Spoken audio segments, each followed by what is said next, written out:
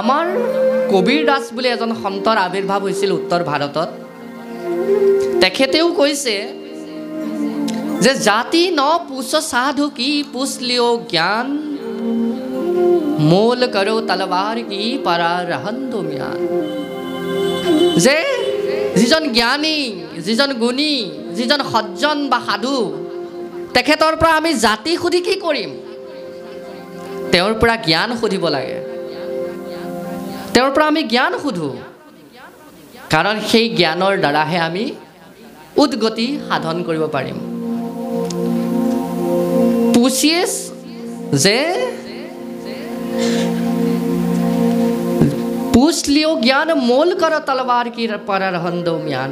যে মূল্য তৰোৱালখনৰহে দিয়া, এই জ্ঞানৰহে মূল্য আছে, মানে এই ম্যান তৰি শৰীৰটো নাই। সেইকাৰণে আমি জাতিক লৈ অহংকাৰ কৰিব নালাগে। সেইকাৰণে কোৱা হৈছে যে জন্মগতভাৱে অহা অহংকাৰ, জন্ম ঐশ্বৰ্য, ধন টকা পইচা, এইফালৰ পৰা অহা অহংকাৰ।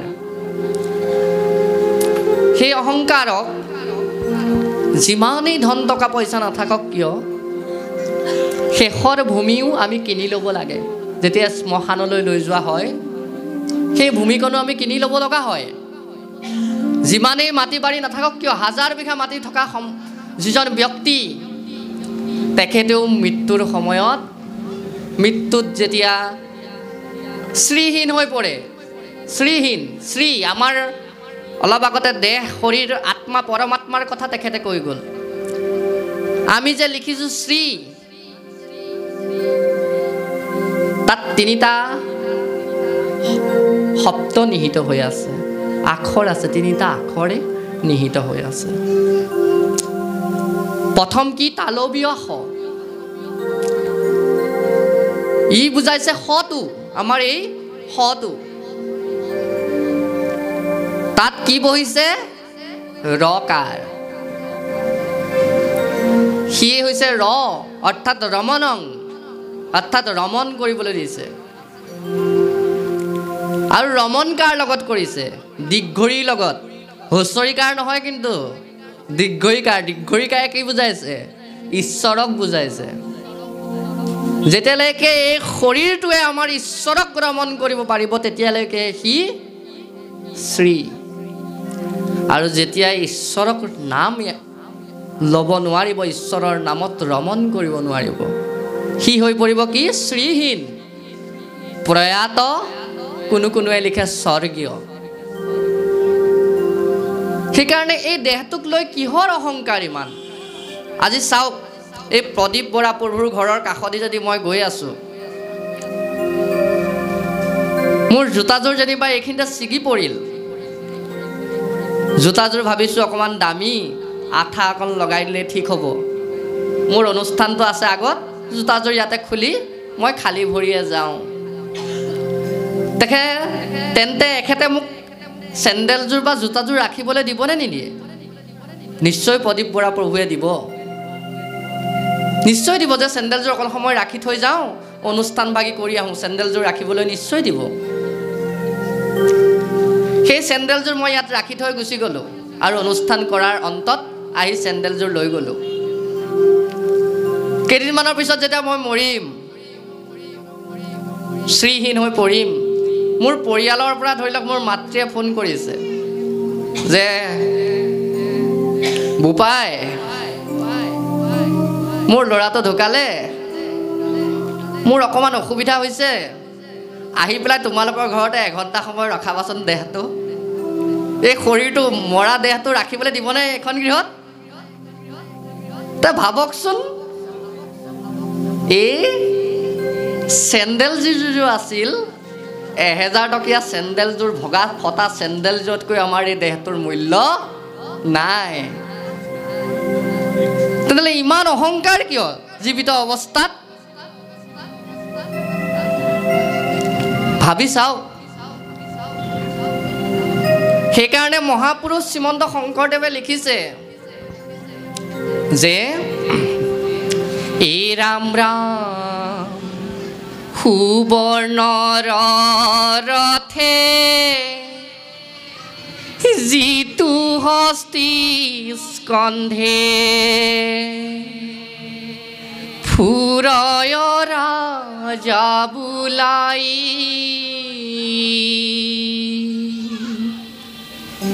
সিটো শৰীৰৰ কালে প্ৰাণ নিলে সিটো শৰীৰৰ হৌৱে বিস্তা পলু চাই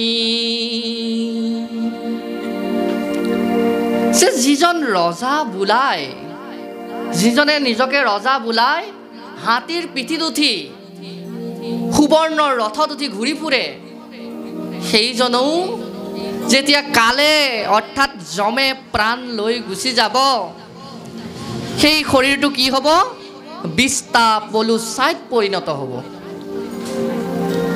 বিস্তা পলু ছাই এই দেহৰ মৃত দেহৰ তিনি অৱস্থা আমাক যেতিয়া জ্বলাই পেলোৱা হয় কি হয় ছাই হয় যিসকলে কবৰ দিয়ে বা মৈদাম দিয়ে তেখেতসকলৰ কি হয় পলু হয় যিসকলৰ যিটো দেহ ধৰি লওক জীৱ এটা হওক জন্তু এটা হওক পেলাই থৈ দিয়া হয় সি কি হয় সেই বিস্তাত পৰিণত হয় দেহটো এই তিনি অৱস্থাৰ দ্বাৰা কি হ'ব ধ্বংস হ'ব এই তিনি অৱস্থাৰ দ্বাৰা এই দেহটো পতন হ'ব সেইকাৰণে মহাপুৰুষে আমাক বাৰম্বাৰ অহংকাৰ পৰিত্যাগ কৰিবৰ কাৰণে আমাক অনুৰোধ কৰিছে তাৰ পাছতেই আহি গৈছে জন্ম ঐশ্বৰ্য শ্ৰী শ্ৰুত শ্ৰী মানে হৈছে কি শাৰীৰিক সৌন্দৰ্যতা যিটো দেহৰ পৰা প্ৰতিদিন প্ৰতি মুহূৰ্ততে নৱদাৰৰ দ্বাৰা মল মূত্ৰ মৈলা বাহিৰ হৈ থাকে যিটো দেহত 50 বছৰ যোৱাৰ পাছতেই এই শৰীৰটো কি হয় খুতুৰা খুতুৰ হ'বলৈ আৰম্ভ কৰে যিটো দেহ কিছুদিন পাছতেই আমাৰ কি হ'ব কাণেৰে নুশুনা হ'ম চকুৱে নেদেখা হ'ম লাহে লাহে আমাক মৃত্যুৰ পাহ চাপিম যিটো ক্ষণস্থায়ী চিৰস্থায়ী নহয় তেনে এটা দেহাত আমি কি হৈ যাওঁ এই সৌন্দৰ্যৰ প্ৰতি কি হওঁ আকৰ্ষিত হওঁ সৌন্দৰ্যৰ কাৰণে কি আমি অহংকাৰ গ্ৰাসিত হওঁ আৰু শ্ৰুত মানে হৈছে কি জড় জ্ঞান কাক কৈছে শাস্ত্ৰে কৈছে জড় জ্ঞান যিটো জ্ঞানক দ্বাৰা অপাত্ৰক আমি পাত্ৰ কৰি লৈছোঁ যিটো জ্ঞান আমি উপযুক্ত পাত্ৰক আমি উপযুক্ত সন্মান দিব নিশিকিলোঁ ঘৰত বিলাতী কুকুৰ পুহিবৰ কাৰণে সময় সুবিধা ওলাই গৈছে আৰু নিজৰ সেই সময়খিনিক নিজৰ বিলাসিতাৰ অংগ বুলি গ্ৰহণ কৰি লৈছে কিন্তু নিজৰ যি জন্মদায়িত্ৰী যিজনৰ কাৰণে এই সৌন্দৰ্যময় পৃথিৱীখন দৰ্শন কৰিলে যিজনৰ কাৰণে এই ধন্য ভাৰত ভূমিত জন্মগ্ৰহণ কৰিলে সেই আই বোপাইক চাবলৈ সময় নোহোৱা হৈ পৰিছে সেই আই বোপাইক বৃদ্ধাশ্ৰমত ৰাখি থৈ আহিব লগা অৱস্থাও বৰ্তমান সময়ত দেখিবলৈ পোৱা গৈছে কিন্তু তেওঁলোকে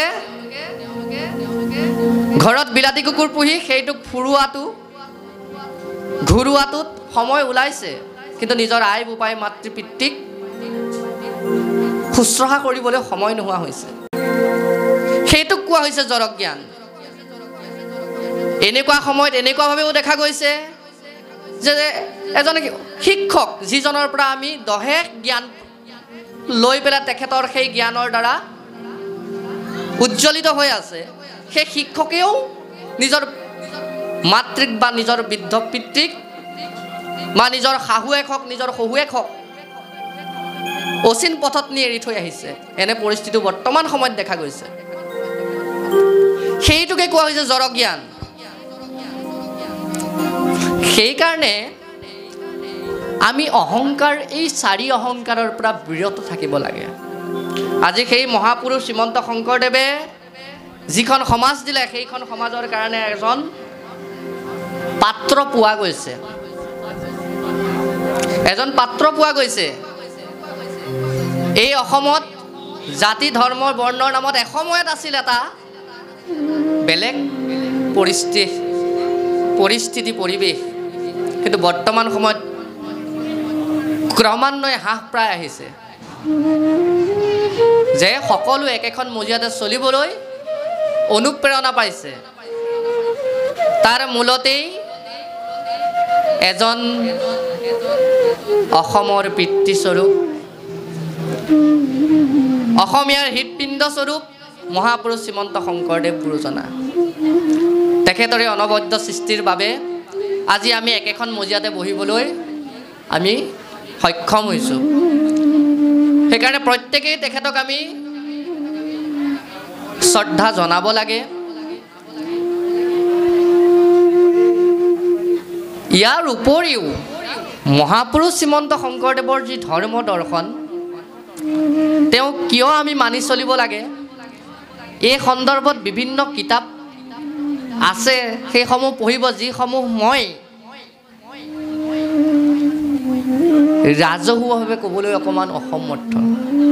কাৰণ ইমান অশ্লীল এটা পৰিৱেশ আছিল, যি পৰিৱেশ এনেকৈ সভা এখনত মুকলিভাৱে কোৱাটো অত্যন্ত কঠিন। সেই সমাজখনৰ বৰ্ণনা যদি কৰোঁ, আপুনি নিজকে ঘিণ কৰিব যে এনে এখন পৰিৱেশত আমি পৰিস্থিতিত বা এনে এক সমাজত আমি আছিলোঁনে, যিখন সমাজত নিজৰ মামীয়েক, খুৰীয়েক, বৰমাক, জীয়েক সকলোৰে লগতে বৈবাহিক পাশতো আবদ্ধ হোৱাৰ কথা বৰ্ণনা পোৱা যায়। আমাৰ অসমতে সৃষ্টি হোৱা যোগিনী তন্ত্ৰ, জ্ঞানাবৰ্ণ তন্ত্ৰম, আগম তত্ত্ববিলাস তাৰ প্ৰমাণ। সেইসমূহ গ্ৰন্থৰ মাজেৰে কিছুমান অশ্লীল কথাও প্ৰকাশ পাইছিল। সেই প্ৰকাশ পোৱাৰ উদ্দেশ্যেই মহাপুৰুষ শ্ৰীমন্ত শংকৰদেৱে বহুতখিনি আমাক নিষিদ্ধ বচন দিছে। সেইখিনি বৰ্তমানো প্ৰাসংগিক। কিয় প্ৰাসংগিক? আজি 2-3 দিনৰ আগৰ ঘটনা, তাতকৈ কম বেছি হ'ব পাৰে। আমি দেখিলোঁ নিজৰ মাতৃ পিতৃয়ে ঘৰখনৰ মংগলৰ কাৰণে এটা শিশুক বলি দিছে। আমাৰ অসমৰ ঘটনা নহয়, আমি পেপাৰত পঢ়িবলৈ পালোঁ। কেতিয়া পঢ়িছিলোঁ মই পাহৰি থাকিলোঁ। এই 2-3 দিনৰ আগৰ ঘটনা। ইমান নিকৃষ্ট মানদণ্ডৰ হ'ব পাৰে যে মানুহ, মান আৰু হুচ যাৰ থাকে সিয়ে মানুহ। তেওঁ মানৱতাই দেখোন হেৰাই পৰিলে, তেওঁ কেনেকৈ মানুহ হৈ পৰিব? বাৰু সি যি হওক, আমাক অকণমান দায়িত্ব দি গৈছিল যে দুআষাৰ ক'বলৈ। আমি আহিয়ে থাকোঁ, দুআষাৰ কৈয়ে থাকোঁ।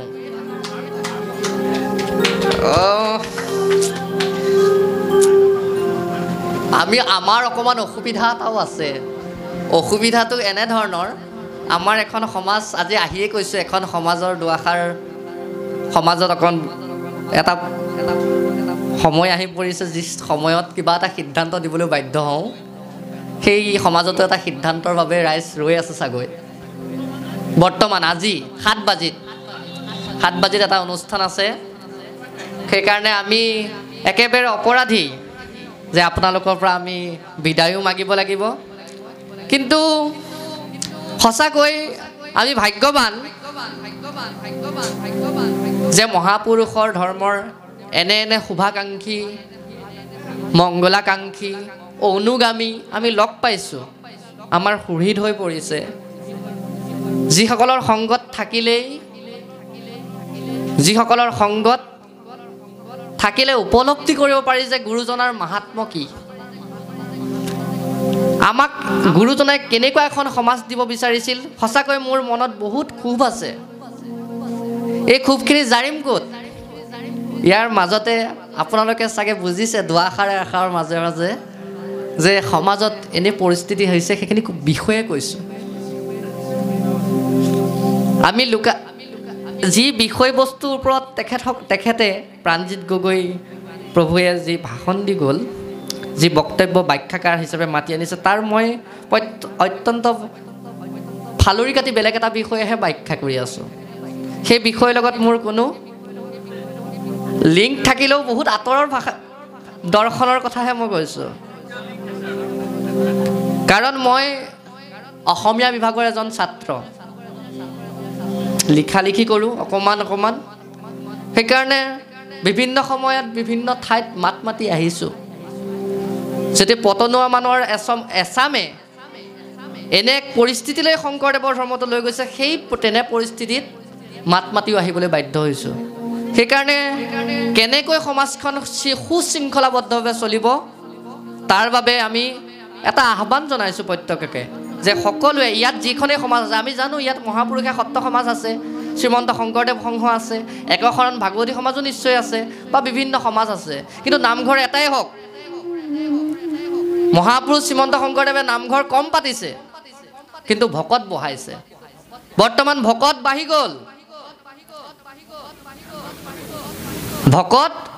গ'ল, ভক্তি কমি গ'ল, আৰু প্ৰকৃত ভকত কমি গ'ল, নামঘৰ বাঢ়ি গ'ল। আচৰিত, সভাপতি সম্পাদক হ'বৰ বাবেও নামঘৰৰ খেল ফালিবলৈ ল'লে।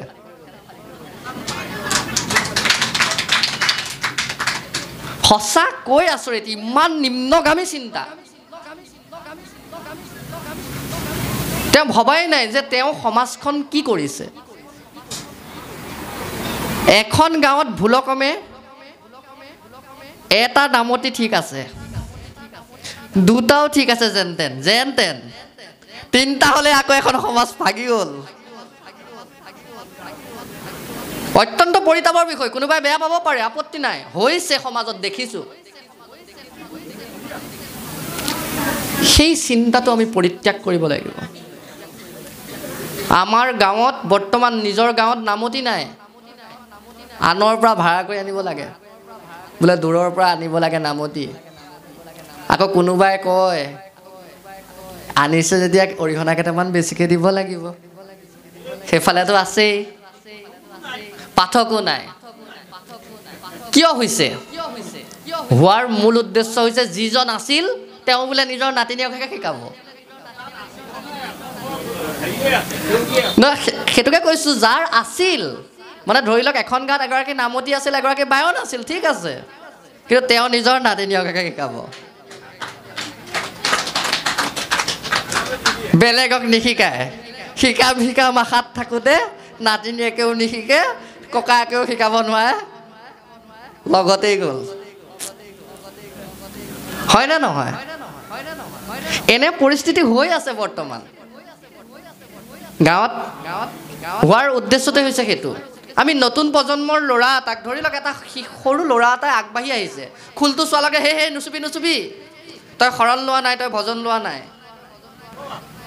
তেওঁ যদি নেজানেই, সেই ল'ৰাটোৱে যদি শংকৰদেৱৰ ধৰ্মৰ বিষয়ে যদি অকণমান আগবাঢ়ি আহি নেজানেই, তে শৰণ ল'ব কিয়নো?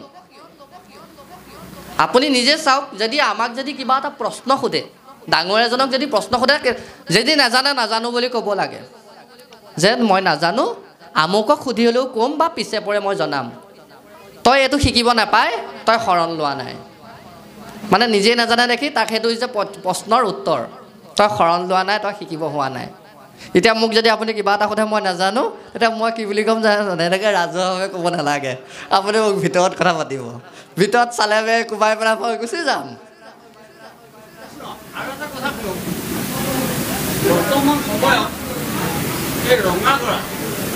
গাঁৱৰ নাম ক'ব নালাগে আৰু মানুহৰ নামো নক'ব। হয় হয় হয় হয় হয় হয়।